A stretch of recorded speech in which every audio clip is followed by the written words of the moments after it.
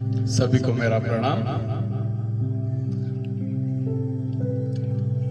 कि सबकी नजरों में मैं नेक नहीं हो सकता, कि सबकी नजरों में मैं नेक नहीं हो सकता, क्योंकि दुनिया में सबके चश्मों का नंबर एक नहीं हो सकता। एक बहुत अच्छी कहानी जो हमें सिखाएगी कि कभी अपने आप को कमजोर न समझे। बहुत ताकत है हमारे भीतर, उसका उपयोग करें। कहानी है, बहुत पुरानी कहानी है। एक चिड़िया होती है, वो चिड़िया का दाना एक पेड़ की कोटर होती है ना, जो पेड़ के बीच का हिस्सा होता है, उस चिड़िया का एक दाना पेड़ की कोटर के अंदर चला जाता है, जो जगह होती है। चिड़िया निवेदन करती है पेड़ से कि मुझे मेरा दाना वापस कर दीजिए। पेड़ बोलता है, जा यहाँ से, मैं तेरा दाना वापस नहीं करता। तो चिड़िया को गुस्सा आता है। चिड़िया कारपेंटर के पास जाती है, जो लकड़ी का काम करता है, कि पेड़ की कोटर में मेरा दाना है और पेड़ देने से मना कर रहा है, तुम उस पेड़ को काट दो और मेरा दाना मुझे दिलाओ। तो कारपेंटर कहता है, कैसी बात कर रही है, तेरे एक दाने के लिए क्या पेड़ काट दूं? वो भी उसको भगा देता है। चिड़िया फिर भी हार नहीं मानती। चिड़िया फिर जाती है राजा के पास कि राजा राजा राजा साहब, मेरा एक दाना पेड़ में की कोटर में फंस गया है, वो दाना नहीं दे रहा है। तो फिर मैंने कारपेंटर को बोला, कारपेंटर पेड़ नहीं काट रहा है, तो आप कारपेंटर को सजा दो। तो राजा बोलता है, इतनी सी बात, एक दाने के लिए क्या मैं कारपेंटर को सजा दूंगा? वो भी उसको भगा देते हैं। चिड़िया फिर भी हार नहीं मानती, कि उसको मालूम है रोज राजा हाथी के ऊपर बैठता है। तो वो महावत के पास जाती है, कि महावत को पूरी बात बताती है कि मेरा दाना नहीं दे रहा है, कारपेंटर पेड़ नहीं काट रहा है और राजा कारपेंटर को सजा नहीं दे रहा है, इसलिए तुम जब सुबह राजा हाथी के ऊपर बैठे तो उनको गिरवा देना, हाथी से गिरा देना उनको। तो महावत भी पूरी बात सुन के बोलता है, चल इतनी सी बात के लिए क्या मैं राजा साहब को गिराऊंगा? वो भी उसको भगा देते हैं। चिड़िया फिर भी हार नहीं मानती। चिड़िया जाती है हाथी के पास, वो महावत का जो हाथी रहता है उसके पास जाती है और बोलती है कि तुम्हारे जो महावत है उसको गिरा देना जब भी वो तुम्हारे ऊपर बैठे। तो वो पूछता है क्यों? तो वो पूरी कहानी फिर बताती है कि वो पेड़ दाना नहीं दे रहा है, कारपेंटर पेड़ नहीं काट रहा, राजा कारपेंटर को सजा नहीं दे रहा और महावत राजा को आपके ऊपर से गिराने के लिए तैयार नहीं हो रहा है। तो इसलिए आप तो महावत बोलता है, क्या तेरी इतनी सी बात के लिए मैं मेरे मालिक को गिरा दूं? संभव नहीं। वो भी उसको भगा देता है।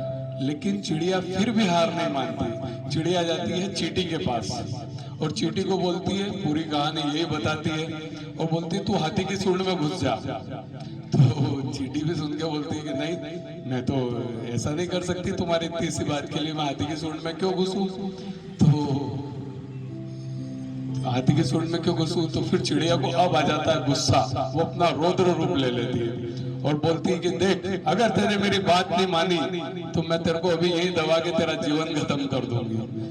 तो चींटी डर जाती है, वो भाग के जाती है हाथी के पास। हाथी जाता है महावत के पास, महावत जाता है राजा के पास। राजा बुलाता है कारपेंटर को, बोलता अगर तेरे पेड़ काट के इसका दाना नहीं दिलाया तो तेरे को सजा दी जाएगी। तो वो तुरंत पेड़ काटने के लिए मशीनें वगैरह लेके पेड़ के पास जाता है। पेड़ को लग जाता है कि कारपेंटर पेड़ काटने आ गया, तो तुरंत चिड़िया को दाना लौटा देता है।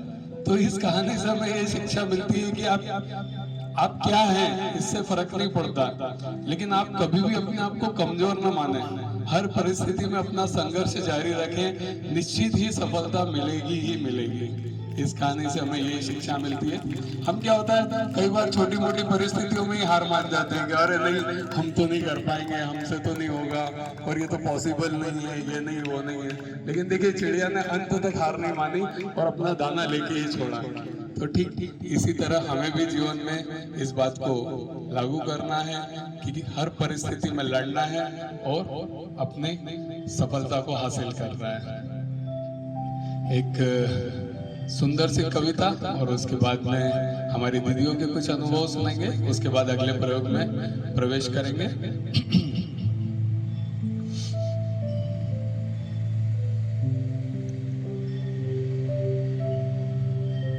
कि कल रात एक सपना आया, कि कल रात एक सपना आया, अपने आप को खुदा के साथ पाया। देख के वहां का माहौल थोड़ा सा घबराया, क्योंकि राम और अल्लाह को एक साथ खाते हुए पाया। हैरान होकर मैंने पूछा, मेरी तरफ भी ध्यान दीजिएगा, यहाँ आप दोनों एक थाली में खा रहे हैं, वो आपके बंदे एक दूसरे को खा रहे हैं। काश आपने संसार ना बनाया होता, और बनाना ही था तो केवल इंसान बनाया होता, उसके ऊपर ये मजहब का स्टाम्प ना लगाया होता। वे दोनों मुस्कुराए और बोले, हमने तो केवल इंसान ही बनाया था, और मजहब के नाम पर केवल प्यार करना ही सिखाया था। ये तो तुम जैसे लोग हैं जिन्होंने इस प्यार के धागे को काट दिया और इंसान और मजहब को अलग अलग भागों में बांट दिया। अब जाओ, हमें परेशान मत करो, इस तरह कुछ दिन और लड़ लो, लेकिन एक बात ध्यान रहे, जिस दिन इंसान केवल और केवल प्यार को ही अपना मजहब बनाएगा, उस दिन शांति का सैलाब आएगा। धन्यवाद सभी को। अब हम हमारे दीदी के कुछ अनुभव सुनते हैं।